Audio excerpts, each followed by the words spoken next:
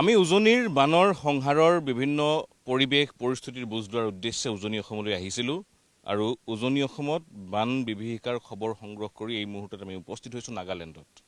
নাগালেণ্ডৰ পৰা নামি যোৱা পানীয়ে অসমৰ কেইবাখনো জিলাক যিহেতু বুৰাই পেলাইছিলে, ইয়াত কি পৰিৱেশ, সেই দিনটোত ইয়াত কেনে পৰিৱেশৰ সূচনা হৈছিলে আমি জনাৰ উদ্দেশ্যে উপস্থিত আছোঁ। মোৰ পিছফালে দেখিছে এয়া নগা পাহাৰ আৰু নাগালেণ্ডৰ মন জিলাত আমি উপস্থিত আছোঁ। মন জিলাৰ নাগিনীমৰাৰ এয়া পানবাৰী অঞ্চল আৰু এই অঞ্চলত আপোনাক আমি দেখুৱাম কেনে এক পৰিৱেশৰ সূচনা হৈছিল সেই দিনটোত যেতিয়া পাহাৰৰ পৰা পানীৰ ঢল নামি আহিছিল, অসমৰ ভিতৰলৈ সোমাইছিল। সেই একেবাৰে সীমান্ত অঞ্চলত আমি আহি এই মুহূৰ্তত উপস্থিত হৈছোঁ, য'ত বৰশিল আছে। সেই ঐতিহাসিক স্থান টুকুৰাৰ পৰিৱেশ ধনজিতে আপোনালোকক দেখুৱাব। এয়া মোৰ কাষত পাহাৰৰ পৰা নামি অহা দিখৌ নৈ। এয়া হৈছে দিখৌ নৈৰ সাধাৰণ পৰিৱেশ। বাৰিষা কালত সাধাৰণতে যেতিয়া খুব বেছি পানী বাঢ়ে তেতিয়া দিখৌৰ অৱস্থা বা পৰিৱেশ এনেকুৱা হৈ থাকে। এয়া আজিৰ দিনটোৰ এই মুহূৰ্তৰ পৰিৱেশ। কিন্তু সেই দিনটোত আজিৰ পৰা 10 দিন পূৰ্বে যেতিয়া হঠাৎ পানীৰ ঢল নামি আহিছিল, এই গোটেই অঞ্চলটো পানীয়ে বুৰাই পেলাইছিল আৰু বৃহত্তৰ এটা অঞ্চল ইয়াৰ পৰাই এই দিখৌ নৈয়ে খহাই লৈ গৈছিল। যিসমূহ খহাই নিয়া মাটি আৰু পলসে নামনিৰ বিভিন্ন গাঁও, হাজাৰ হাজাৰ বিঘা পথাৰ পুতি পেলাইছে। সেই একেবাৰে ঘটনাক্ৰমৰ আৰম্ভণিৰ স্থানত আমি উপস্থিত হৈছোঁহি। আপোনালোকে যি নদীৰ মাজেৰে পানী বৈ যোৱা জাইত যি শিল দেখিছে, সেয়া হৈছে বৰশিল। এই অঞ্চলটোক কোৱা হয় গদাধৰ সিংহই ডালিমিক লগ পোৱা সেই স্থান টুকুৰা বুলি, আৰু সেই ঐতিহাসিক স্থান টুকুৰাত আমি আহি উপস্থিত হৈছোঁ। পৰিৱেশ পৰিস্থিতি এই মুহূৰ্তত দেখুৱাইছোঁ। এয়া হৈছে দিখৌ নৈ, নগা পাহাৰৰ পৰা বৈ আহিছে আৰু বৈ আহি কেনেধৰণে সংহাৰ চলাইছে সেই পৰিৱেশখিনি যদি আপোনালোকক দেখুৱাওঁ। নামনিৰ দিশলৈ যেনেকৈ এই নদীখনে আগবাঢ়িলে বা যি মুহূৰ্ততে এই নদীখনে আগবাঢ়িলে, পৰিৱেশ সম্পূৰ্ণ সলনি হৈ গ'ল। ধনজিত আছে, ধনজিতে দেখুৱাইছে।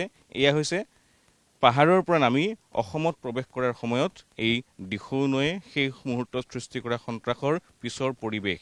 এখন ইয়াত বাগান আছিল, সেই বাগানখনৰ কেইবা বিঘা ভূমি ইয়াত উটি গৈছে।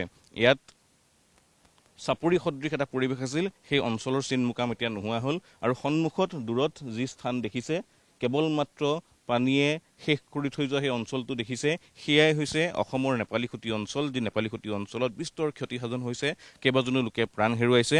ইয়াৰ পৰা পোনে পোনে পানীৰ ঢল নামি গৈ সেই নেপালীখুটি অঞ্চলত খুন্দা মাৰিছিল আৰু খুন্দা মৰাৰ ফলত তাত এক বুজাব নোৱাৰা অবৰ্ণনীয় পৰিৱেশ, য'ত আজিও ৰাইজে নিজৰ ঘৰখন বিচাৰি যাবলৈ সক্ষম হোৱা নাই, বাট পথসমূহ মুকলি হোৱা নাই। আমি কিছু আগলৈ যোৱাৰ চেষ্টা কৰিম, পৰিৱেশটো ভালকৈ আপোনালোকক দেখুওৱাৰ চেষ্টা কৰিম আৰু পানীৰ সেইদিনা কোবাল সোঁত কিমান আছিল সেয়া তাৰ ধাৰণা দিবলৈ চেষ্টা কৰিম।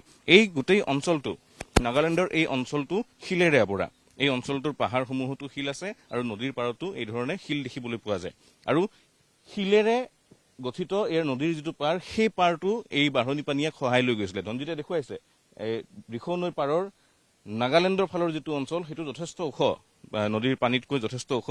এই গোটেই অঞ্চলটোত, বৃহৎ অঞ্চলটোত যেতিয়া পানীৰ ঢৌ আহি খুন্দা মাৰিছিলে, পাহাৰৰ পৰা গছ বন ইত্যাদি নামি আহিছিলে, সকলোৱে ইয়াত খুন্দা মাৰি ইয়াৰ মাটিসমূহ খহাই নামনি অঞ্চললৈ লৈ গুচি গৈছিলে। যাৰ পৰিপ্ৰেক্ষিতত দেখিবলৈ পোৱা গৈছে নাজিৰা সমষ্টি, শিৱসাগৰ সমষ্টিৰ হাজাৰ হাজাৰ বিঘা কৃষিভূমি পলসত পোত গৈছে, মাটিত পোত গৈছে, শিলত পোত গৈছে। সেই মাটি আৰু শিলসমূহ এই অঞ্চলসমূহৰ পৰাই নদীৰ সেই বাঢ়নি পানীয়ে বুৱাই লৈ গৈছিলে আৰু তাৰ পিছত তলৰ পৰিৱেশ আপোনালোকে দেখুৱাইছে।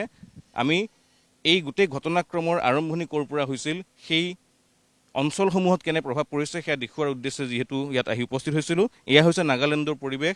নাগালেণ্ডৰ নাগিনীমৰাৰ পানবাৰী অঞ্চলত আমি উপস্থিত আছোঁ। ঐতিহাসিক বৰশিল অঞ্চলত আমি উপস্থিত আছোঁ আৰু এই অঞ্চলতো দেখিবলৈ পোৱা গৈছে সেই একে সংহাৰ আৰম্ভ কৰিছিল দিখৌ নৈৰ বাঢ়নি পানীয়ে। যেনেধৰণে অসমত যথেষ্ট ক্ষয়ক্ষতি হৈছে নাগালেণ্ডৰো বিভিন্ন প্ৰান্তত।